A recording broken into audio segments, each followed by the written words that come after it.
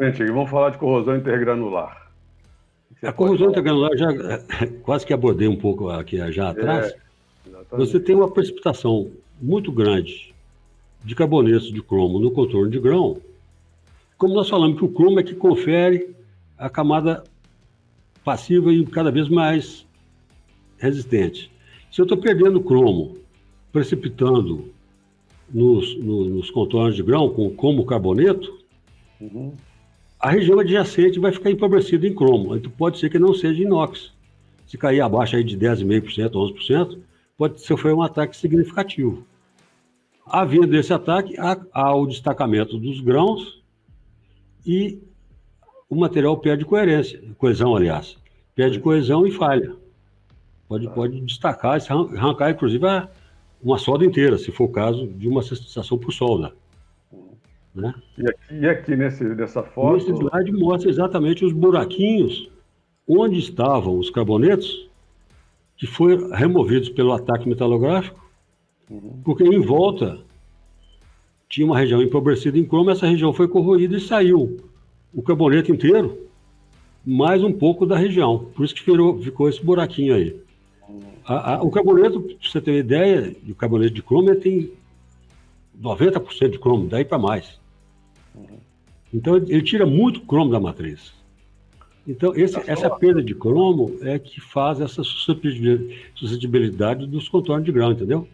Você colocou aí que a solução seria essa aí que você pôs, reduzir o teor de carbono? A solução é pensar em reduzir o teor de carbono, que é, por exemplo, sair de um 304, passar para um 304L, ou um 316 para o 316L, ou colocar titânio e nióbio, que combinam preferencialmente com o carbono, formando aqueles carbonetos, não deixando de formar o carboneto de cromo, e o cromo ficaria em solução sólida para formar uma camada passiva cada vez melhor. Tratamento térmico, eu estou querendo dizer que a gente pode redissolver os carbonetos de cromo e fazer um resfriamento rápido, de modo a que eles não se reprecipitem, né? Ou se soldar, também resfriar rápido para evitar a precipitação desses carbonetos. Legal. Vamos para a próxima aqui, galvânica, que essa aqui eu queria até fazer um comentário, né? Que a gente tem aqui muita dúvida sobre isso, alguns, principalmente na área de arquitetura, né? Onde o sujeito pensa em colocar lá um quiosque, um poste ou qualquer coisa, mas para economizar quer fixar esses quiosques, esses postes com parafuso de aço carbono. Então eu queria que você explicasse para a gente aí o perigo disso aí. A corrosão galvânica, na realidade, ela o básico dela é ser dois materiais diferentes, metálicos, né, condutores, em contato elétrico, num ambiente corrosivo. Se não envolver o ambiente corrosivo, pode não ter par galvânico. Se não tem contato elétrico, não tem par galvânico. E se não tem dois materiais diferentes, também não tem par galvânico, porque não teria uma pilha formada, né? Seria um metal só. Então, por exemplo, se você considerar a água salgada, a água do mar, o aço com zinco, nesse primeiro desenho aí, o zinco é anodo em relação ao aço. Nessa pilha, o zinco vai corroendo e vai protegendo o aço. O anodo corrói e protege o cátodo, corrói e protege o cátodo. Você vai corroendo o zinco até ele desaparecer. Somente vai haver algum ataque no aço quando não tiver nenhum zinco mais, né?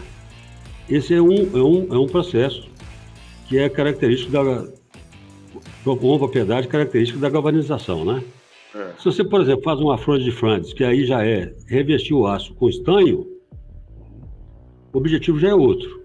Se houver uma falha na camada de estanho, o que vai acontecer é o ataque no aço. E o estanho nunca vai ser atacado, vai corroendo o aço e o estanho vai continuando intacto. Um exemplo clássico disso aí é uma lata de conserva, por exemplo, que tenha tido um amassamento e que rompeu a camada estanhada e o verniz interno. Se a solução salgada que estiver lá dentro, por exemplo, chegar no aço, vai haver uma corrosão e o resultado dessa corrosão é um desperdimento gasoso, que normalmente é hidrogênio. Então a lata vai estufando. Então, além de ter corrosão, tá tendo a formação de uma bomba dentro de uma lata, né? Porque tem hidrogênio, tem gás lá dentro.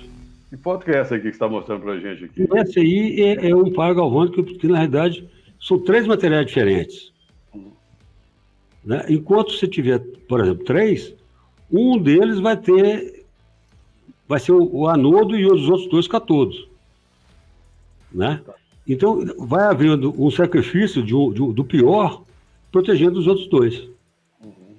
Então, a gente tem que ter muito cuidado para esses casos. O que tem que ser feito é trocar os materiais, se for o caso, fazer uma proteção anótica ou catódica, injetando corrente no mínimo igual àquela do processo de corrosão que está gerando, ou colocar um outro material que seja um anodo de sacrifício em relação a todos os outros, e que possa periodicamente ser trocado, ou também, em uma condição até relativamente mais fácil, fazer um isolamento elétrico entre esses materiais, que aí não acontece o pó galvânico. Beleza, vamos falar... Aí vem nas aplicações que você comentou, Paulo, as borrachinhas de isolamento, as pinturas, todos isso que isolam o material do outro. Tá. Né? Beleza. Essa é a recomendação. Entendeu? Então vamos para frente aqui, que nós já estamos quase no final do nosso prazo, então já temos algumas coisas a comentar. Eu queria que você falasse, então, agora dessa corrosão sob tensão. Tá. A corrosão sob tensão é uma das mais críticas também do aço inox, junto com o pitch, a corrosão por pitch, e ela precisa de uma condição de 4 efeitos para os inox. Se você tem que ter uma estrutura austenítica, tem que ter temperatura relativamente alta, tem que ter tensão de tração normalmente aplicada no processo e tem que ter um agente agressivo no meio corrosivo, que normalmente é cloreto. Aí, nessa figura aí eu estou mostrando uma parede de um aquecedor residencial que tem água quente do lado de dentro, a chapa de aço inox 304, por cima da chapa um isolante térmico que normalmente é poliuretano expandido ou lã de vidro, por exemplo, que pode ter cloreto alto. Okay. Se a gente e temperatura alta, né? Então, se a gente analisar um processo desse corrosivo, tentando achar a causa de corrosão, que do lado da água a gente nunca vai chegar na causa. O problema está do lado externo. O problema está do lado de fora. O problema está no cloreto do isolante térmico. E quando ela acontece, o trincamento que nós vemos aí inicia, por exemplo, num pitch ou não, e evolui para uma trinca transgranular que atravessa os grãos todos muito rapidamente. Nesse caso aí, a temperatura de uso era 80 graus e o cloreto estava na lã de vidro. A solução, então, para isso, então, a gente tem algumas alternativas. Tirar o aço austenítico da jogada, porque ele endurece na ponta da trinca e cada vez mais o trincamento fica mais fácil de propagar, por material ferrítico ou duplex, que aí amortece a propagação da trinca e a trinca acaba não existindo. Então os aços ferríticos e duplex são imunes à corrosão sob tensão. Nós podemos alterar o meio, por exemplo, diminuindo os teores de cloreto ou tirando o cloreto fora, desde que o processo permita, né? Podemos reduzir a tensão, podemos reduzir a temperatura ou fazer tudo quase que ao mesmo tempo. Né? Aí a gente equaciona o processo e resolve o problema. Bom, vamos falar do último tipo que você se propôs, corrosão microbiológica. O que é isso, Zé? Esse tipo, ele nos surpreendeu há um tempo atrás, praticamente há uns 10 anos atrás, 12 anos atrás, quando ele começou a ocorrer em equipamentos de evaporação de caldo nas entre-safras. O caldo era sulfetado e na entre-safra o caldo remanescente de fundo de equipamento cobria a parte do pé dos tubos.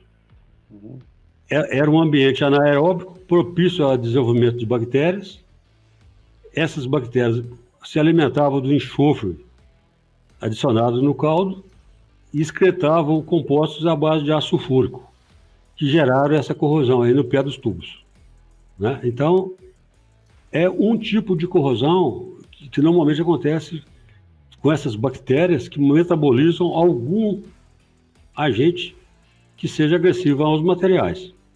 No caso específico desse caso aí, da figura, é um ataque de bactéria redutora de sulfato, que são as famosas BRS, que faz esse ataque sulfúrico a posteriori.